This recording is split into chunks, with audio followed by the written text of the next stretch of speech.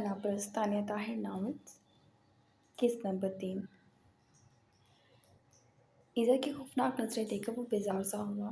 سیدھی ہو جاؤ، معلوم نہیں اس نے احساس کیا تھا یا کچھ اور۔ ایزا کو غنیمت ہی لگا تھا۔ وہ اٹھ کر بیٹھ گئی، اپنا لباس درست کیا اور اپنے دل پہ ہاتھ رکھ دے۔ اس نے دل و دماغ میں اٹھتی کپکپاہٹ کو قابو میں کیا۔ شاہ نواز نے ڈرائیور کو گاڑی میں آنے کا کہا اور گاڑی چل پڑی۔ وہ خاموشی سے باہر دیکھ رہا تھا، جبکہ ایزا کے ہاتھوں کی کپکپاہٹ اب بھی نہیں گئی تھی۔ بالآخر 15 منٹ بعد وہ اس جگہ پہ پہنچ گئے۔ شاہ نواز گاڑی سے نکلا اور ایزا نے بھی گاڑی کا دروازہ کھول دیا، جبکہ اس کی طبیعت اب بھی ٹھیک نہیں تھی۔ وہ گاڑی سے باہر نکلی۔ شاہ نواز دور کھڑا تھا۔ اس نے جا کر اس کے ہاتھ میں ہاتھ ڈالا اور وہ اس کے ساتھ جلدی موم کی گڑیا سی لگی، جس کی آنکھوں کے نیچے سرخ ڈورے اور چہرے کے اڑے ہوئے رنگ اور بلا کے معصومیت۔ پھر اس پر حسن ایسا کہ پلٹ پلٹ کے لوگ دیکھے۔ وہ آگے بڑھ رہے تھے تو لگا محفل میں چاند اتر گیا ہو۔ شاہ نواز بھی کچھ کم نہیں تھا۔ اس کا مغرور انداز، اس کا گھمنڈ کسی کو اس کے آگے گھاس بھی ڈالنے نہیں دیتا تھا۔ لیکن جس کمسن حسن کے ساتھ وہ چلتا تھا، اس کی آنکھیں، اس کا وجود بےداغ وہ بلا کا حسن رکھتی تھی۔ وہ اندر آ گئے اور شاہ نواز مختلف لوگوں سے ملنے لگا اور ساتھ اسے بھی ملوا رہا تھا۔ ان مردوں کی نظروں سے ایزا ذرا عجیب سی کیفیت کو محسوس کر رہی تھی۔ اس نے شاہ نواز کے بازو کو ذرا سختی سے تھام لیا۔ اس نے مڑ کر دیکھا۔ وہ ہر شے سے انجان اس کا بازو تھامے ادھر ادھر دیکھ رہی تھی۔ اچھی لگ رہی تھی اسے اس وقت۔ شاہ نواز نے اس کے شانے پہ ہاتھ رکھ کر اسے اپنے قریب کر لیا۔ ایزا نے سٹ پٹا کر اسے دیکھا۔ اس کا یوں ایک دم چھونا، ایک دم قریب آ جانا دل ہلا دیتا تھا۔ ہیلو شاہ نواز، کیسے ہو؟ ایک خوبصورت سی لڑکی ان کے پاس آئی تو شاہ نواز نے کچھ بیزاری سے اس لڑکی کو دیکھا۔ ایزا کو وہ بہت ہی خوبصورت لگی۔ وہ حیرانگی سے اس لڑکی کو دیکھنے لگی، جس کی ناک میں نگ ہیرے کا تھا اور اس کی چمک ایسا لگا ایزا کی آنکھوں میں لگ رہی ہو۔ ٹھیک ہوں، اس کا غرور ہی الگ تھا۔ تو یہ ہے تمہاری مسز، وہ بولی تو شاہ نواز شانے جھکا گیا، جبکہ سامنے کھڑی لڑکی ایزا کو اوپر سے نیچے تک دیکھنے لگی۔ بہت حسین ہے۔ اس نے ایزا کے چہرے پر ہاتھ لگانا چاہا، جس سے شاہ نواز نے ایک دم جھگڑا اور اس کا ہاتھ پر پڑنے والی گرفت سے ایزا کا دل ایک دم ہلا، حالانکہ اس نے کسی اور کا ہاتھ پکڑا تھا۔ شاہ نواز سکندر کی بیوی کو صرف شاہ نواز سکندر چھوئے گا۔ تمہارے حصے کا پیار اس کو میں دے سکتا ہوں۔ وہ اسی لڑکی کے سامنے جھکا اور ایزا کے گال چوم لیے۔ ایزا نے زور سے آنکھیں بند کی اور حلق میں اپنے ہاتھ اتارے۔ وہ بے حیائی کو پسند کرتی ہی نہیں تھی اور شاہ نواز اپنے ہر عمل میں بہت کھلا، مغرور اور لاپرواہ تھا۔ اس لڑکی کے چہرے کا رنگ ایک دم پھیکا ہوا اور وہ مسکرائی۔ تمہارے شوہر کا یہی اگریسو انداز اس پارٹی کی ہر لڑکی کا دل جیت سکتا ہے، لیکن شاہ نواز سکندر نے اپنے لیے اپنی عمر سے 15 سال چھوٹی لڑکی پسند کی، جبکہ اس کے پاس حسن کی کمی تو کوئی نہیں تھی۔ کوئی بھی اس کے قدموں میں اپنا دل ڈھیر کر سکتی تھی، مگر سمجھ یہ نہیں آتا، یہ مرد اٹھتے بیٹھتے اور کام تو مچھیور اور بڑی عمر کے عورتوں کے ساتھ کرتے ہیں، پھر ناجائز تعلق بنانے کے لیے بھی انہیں ان کا ساتھ دینے والی بھرپور عورتیں چاہیے، لیکن اپنا گھر بسانے اور عزت کی چادر دینے کے وقت خاندانی اور کمسن حسن یاد آ جاتا ہے۔ وہ کلکلا دی۔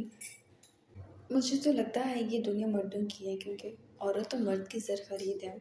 شاہ نواز نے اسے آنکھیں سکیڑ کر دیکھا۔ اس کی فضول گوئی پر اس کا منہ سا بن گیا۔ اگر عورت مرد کی زر خریدی ہے تو اپنی اوقات پر بولے بھی مت، وہ ٹکا سا جواب دے گیا۔ لیکن پیدا تو تم مردوں کو عورتوں نے ہی کیا ہے۔ آگے کہانی میں نے چھیڑی تو تمہاری گندی ہو جائے گی، میرے منہ نہ لگو۔ وہ بے حیائی سے اس کی آنکھوں میں آنکھیں ڈالتا ایزا کو اس کے پاس سے لے کے ہٹ گیا، جبکہ ایزا کو جہاں تک بات سمجھ آئی اس کا چہرہ لال سرخ ہو چکا تھا اس بے عزتی پر۔ وہ لڑکی مسکراہٹ سمیٹ کے ادھر ادھر دیکھنے لگی۔ اس کی ویلیو تھی ہی کیا؟ وہ اپنی مرضی سے کسی سے بات نہیں کر سکتی تھی، پر اس کا دل چاہتا نہیں اس کے ساتھ ایک شو پیس کی طرح آتی تھی۔ 6 ماہ میں 600 پارٹیز اٹینڈ کر چکی تھی، اور کسی ایک پارٹی میں بھی اس نے ایک لفظ نہیں بولا تھا، نہ اس کا خود سے دل کرتا تھا۔ وہ چند لمحے اسی لیے کھڑا رہا اور پھر بیزار ہو گیا، جبکہ ایزا کی توجہ اشتہا انگیز خوشبو اڑاتے کانوں پر چلی گئی تھی۔ اس کی بھوک چمک اٹھی تھی۔ وہ کچھ کہتی کہ اس نے اسے چلنے کا کہہ دیا۔ ایزا خاموشی سے اٹھ گئی اور شاہ نواز کا موڈ یقیناً اسپائل ہو گیا تھا۔ تبھی گاڑی میں بھی ایک لفظ بھی وہ بولا نہیں تھا۔ وہ گھر آئے تو وہ گاڑی سے نکل گیا۔ ایزا خود ہی گاڑی سے نکلی۔ ایزا بیوی آپ کا پلو، ڈرائیور دان نکوستا بولا تو اس کا دل ڈوب سا گیا۔ اس نے جلدی سے اپنی ساڑی کا پلو اٹھایا اور بھاگتے ہوئے اندر آئی تو شاہ نواز سے ٹکرا گئی۔ وہ برہمی سے مڑا۔ وہ معافی چاہتی ہوں، وہ ذرا سہمی ہوئی سی بولی۔ شاہ نواز نے اس کا بازو پکڑا اور اسے اندر گھسیٹ کے کمرے میں لے گیا۔ ایزا کے پاس اس کے ساتھ جانے کے علاوہ کوئی اور چوائس ہی نہیں تھی۔ اس نے اسے بیڈ پر پٹکا اور اپنی ویسٹ کوٹ اتارنے لگا۔ وہ اسے دیکھ رہی تھی۔ اسے بھوک لگی تھی، اسے بخار تھا، وہ پاگل ہو جاتی۔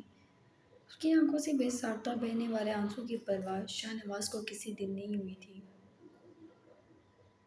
اور ویسٹ کوٹ اتار کے اب اپنی مرضی کے بٹن کھول رہا تھا۔ ایزا سر جھکائے سے اس کی قمیض ایک طرف پھینک کر وہ اس کی جانب بڑھا۔ ایک بازو میں اسے اٹھا کر اسے اپنے سینے پر لٹایا۔ وہ اس کے آنسو دیکھنے لگا۔ کیا مصیبت ہے؟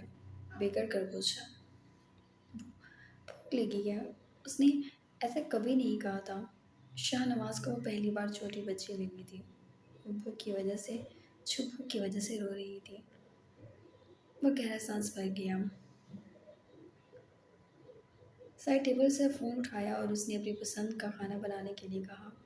اب آدھی رات کو کسی کو تکلیف دینا اچھا نہیں تھا، لیکن آدھی رات کو اس نے کھانا بنوا لیا تھا، تازہ۔ نہیں، بیڈ جیم کھا لوں گی، وہ پلکیں جھپکاتی بولی، جبکہ شاہ نواز نے فون پھینکا۔ جب تک تمہارا کھانا نہیں آتا تب تک اپنا منہ بند رکھنا، وہ بولا اور اسی حسین خوشبو میں کھونے لگا۔ ایزا اس کے لمس پر سانسیں تھامے اس کی بڑھتی جذباتوں کو محسوس کرتی خود کو اس کا عادی بنانے کے لیے ہر جتن کر رہی تھی، لیکن ہر بار بے سود تھی۔ وہ اس میں ایسا کھویا۔ ٹھیک 15 منٹ بعد دروازہ بجنے سے آدھا گھنٹہ دروازہ بجتا رہا، مگر شاہ نواز کے اندر اپنی منمانی اور اپنے حقوق کو اس کے انگ انگ سے وصول کر رہا تھا، اور ایزا کا وجود اتنا ادمغہ ہو چکا تھا کہ اس کی چون چرا کی بھی آواز اس کمرے میں نہیں تھی، جیسے وہ بے ہوش ہو گئی ہو۔ اور جلدی اسے اس بات کا احساس ہو چلا کہ وہ واقعی بے ہوش ہو گئی ہے۔ وہ سر جھٹک کر اٹھا اور واش روم میں چلا گیا۔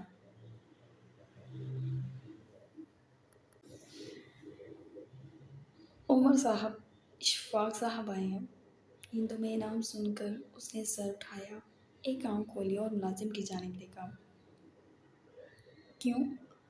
نیند میں ڈوبی بھاری آواز میں وہ سوال کر رہا تھا، جبکہ ملازم کے لیے نئی بات نہیں تھی کہ عمر خیام اپنے باپ کے آنے کے بارے میں کیوں جاننا چاہتا ہے۔ وہ خاموش رہا۔ ٹھیک ہے، آتا ہوں، کہہ کر وہ بیزاری سے اٹھا۔ اٹھتے ساتھ ہی اس نے سائڈ ٹیبل پر رکھی بوتل کو منہ لگایا اور یوں ہی باہر آ گیا۔ نشے کی زیادتی کے باعث اس کے قدم درست جگہ پر پڑتے بھی نہیں تھے۔ وہ جھولتا ہوا باہر نکلا اور سامنے اپنے باپ کو دیکھا، جو بالکل سفید لمبی داڑھی اور سرخ و سفید رنگت اور سفید ہی سوٹ میں تھا۔ وہ صوفے پر گرا اور پاؤں پر پاؤں چڑھا کر بوتل سے ایک بڑا گھونٹ بھر کر سوالیہ نظروں سے باپ کو دیکھنے لگا۔ کیا کام ہے آپ کو؟ اس نے پوچھا، تو اس کے باپ نے ادھر ادھر دیکھا، جیسے کسی کے وہاں نہ ہونے کی تسلی کر رہا ہو۔ تمہاری ماں کے کل ہو گئے۔ وہ کیا ہوتا ہے؟ اس نے مسکرا کر پوچھا۔ عمر، وہ سختی سے اسے گھورنے لگے۔ خیام، اس نے اسے یاد دلایا کہ اس کے باپ نے تو اس کے نام کے آگے اپنا نام بھی نہیں دیا تھا۔ یہ تو اس کی ماں نے اپنے باپ کا نام اس کے نام کے آگے لگا کر اس کا نام مکمل کیا تھا۔ میں آنا چاہتا تھا، پھر بس کسی سوچ کے تحت رک گیا۔ تم نہا دھو لو، پھر اس کی قبر پہ چلیں گے۔ آج ہی نوابوں سا مزاج ہے آپ کا۔ میں اور میری ماں بڑے چھوٹے ہیں آپ کے سامنے۔ وہ طوائف، میں طوائف کا بیٹا۔ آپ جناب موزن صاحب کیوں ایک طوائف کی قبر پہ جا کے اپنا نام بدنام کرنا چاہ رہے ہیں؟ جائیں یہاں سے۔ وہ ہاتھ کے اشارے سے اسے جانے کا کہتا، پھر بوتل سے منہ لگا گیا۔ عمر تم انسانوں کی طرح کس وقت رویہ رکھو گے اپنا؟ وہ برہمی سے بولے۔ جس وقت آپ جواب دیں گے کہ طوائف سے شادی کرنے کے عین کچھ سالوں بعد یہ مولانا صاحب کا بھیس دھاڑنے کا کیا مقصد تھا؟ وہ سکون سے پاؤں چلاتا سوال کر رہا تھا۔ وہ کسی سے اتنی گفتگو نہیں کرتا تھا سوائے سامنے بیٹھے اپنے باپ کے۔ ہمیشہ وہ اسی سے الجھتا تھا اور اسی سے اتنی لمبی چوڑی بات کرتا تھا۔ میرا دن تمہاری ماں کے ساتھ رہنے کی اجازت نہیں دیتا تھا، تب اسے گھر سے نکالا تھا۔ وہ ایک لفظ پر زور دیتے گھر آئے۔ اب آپ کا دل نے چٹھی لکھی ہے کہ آپ طوائف کی قبر پر جا کر پھول بچھائیں۔ وہ ہنسنے لگا۔ وہ لاجواب سے ہوتے گہرا سانس بھر کے، جبکہ وہ سکون سے پاؤں چلاتا پینے میں مصروف تھا۔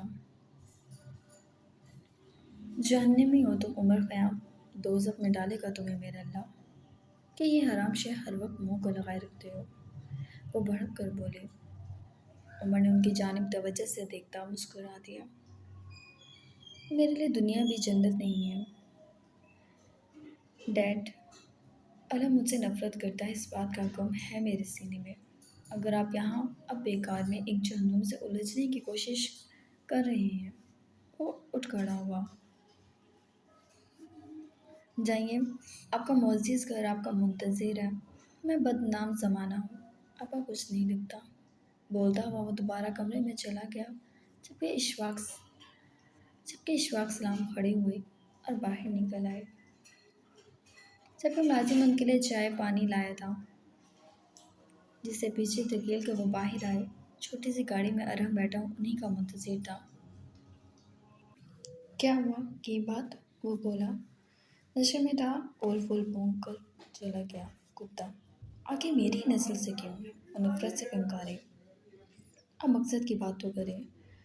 عمر خیام میں وہ نشے میں بھی چھوٹے ہی سے چھپا کر رکھتا ہے، فوراً مطلب سمجھ کے بے عزتی کرنے لگ جاتا۔ وہ بے چینی سے بولے۔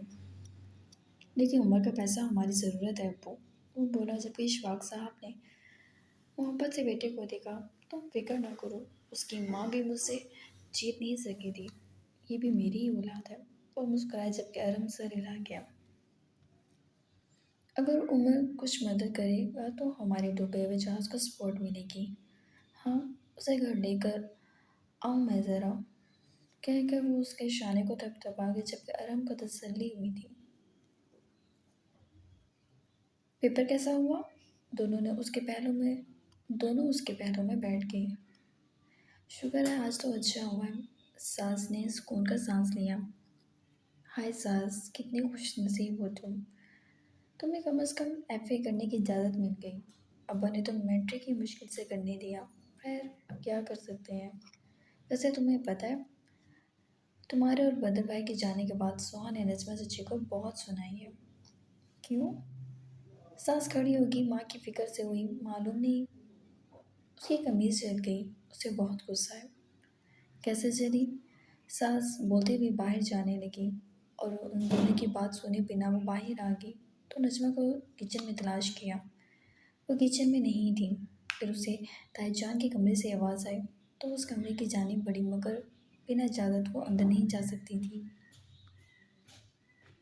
نجمہ، یہ حرکت نہ تم نے اچھی نہیں کی، بندہ اتنا نہ جلے، سہا تمہاری ہونے والی بہو ہے، تم اگر اس کے کام کر دو گی تو کیا جائے گا تمہارا؟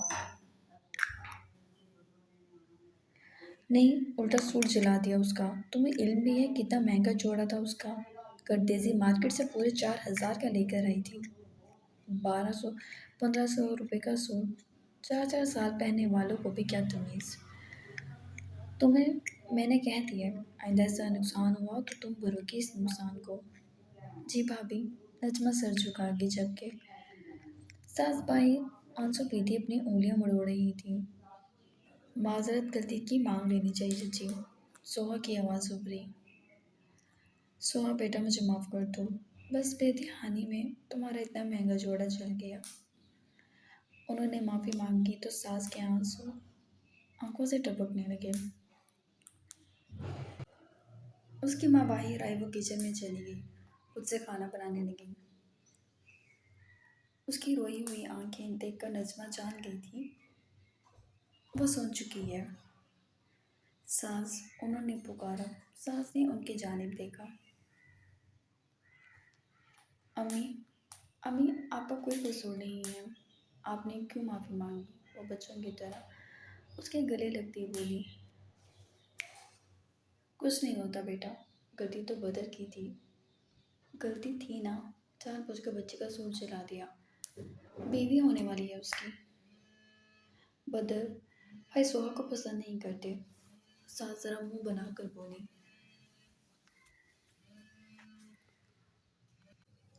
जिनकी जेब में दाने ना हो उनकी कोई पसंद नहीं होती। उसका गाल थपथपा कर वो पाला काटने बैठ गई। सास को अपनी माँ की उदासी पर बहुत तकलीफ हुई थी। उसके बाद उसने अगले दिन पेपर होने के बावजूद वो उनकी मदद करती रही और दोपहर का खाना लेकर जाने के लिए बदर देर कर चुका था, क्योंकि ये उसकी जिम्मेदारी थी। और जब से उसके ज़िम्मे ये बात आई थी तब से वो यूं ही करता था, जानबूझकर वही हरकतें करता था। अब बदर क्यों नहीं आता? काम ना काज का और आवारगी करता रहता है। ताईजान काफ़ी गुस्से में थी। नज़्मा परेशान से इधर से उधर चक्कर काट रही थी और सास ने परेशानी से लैंडलाइन पर नंबर डायल किया और बदर का फ़ोन नहीं उठ रहा था। तकरीबन मगरिब की नमाज के बाद वो घर आया तो ताईजान उस पर चढ़ दौड़ी, जबकि बदर काफ़ी खुश था। कहाँ मर गए थे तुम? क्यों नहीं आए वक्त पर? और भाई, तुम्हें 2-4 सौ इस काम के मिल जाते हैं कि वक्त पे दुकान पर खाना पहुंचा दो। तुम इससे भी जाना चाहते हो? जबकि बदर की उसकी कड़वी बातों को इग्नोर करके अपनी माँ को ढूंढने लगा। अम्मी, उसने किचन में झांका। अम्मी कहाँ है? वो बोलता हुआ पीछे की जानिब आया। वो कपड़े धो रही थी, जबकि मौसम काफ़ी बदल गया था और उनकी तबीयत भी खराब हो सकती थी। वो आगे बढ़ा और अपनी माँ को वहाँ से उठाया। बदर, कहाँ चले गए थे? खाना नहीं? मेरी जॉब लग गई है, बहुत बड़ी कंपनी है। मुझे यकीन नहीं आया था वहाँ से कॉल आएगी। मेरी पूरे 70,000 की जॉब है। अम्मी, 70,000 की? वो बोला, जबकि नजमा हैरानगी और बेयकीनी से उसकी आंखों में देख रही थी। बदर ने उसकी आंखों से आंसू साफ किए। नजमा उसके सीने से लग गई। बदर, मुझे यकीन क्यों नहीं आ रहा? वो बेयकीनी थी। अब यकीन कर लें अम्मी, बस आपको इन सब के काम करने की ज़रूरत नहीं है। मुझे बहुत अच्छी उम्मीद दिलाई है। मैं कोई छोटा मोटा किराए का घर ले लूँगा और हम अलग हो जाएंगे इन सब से।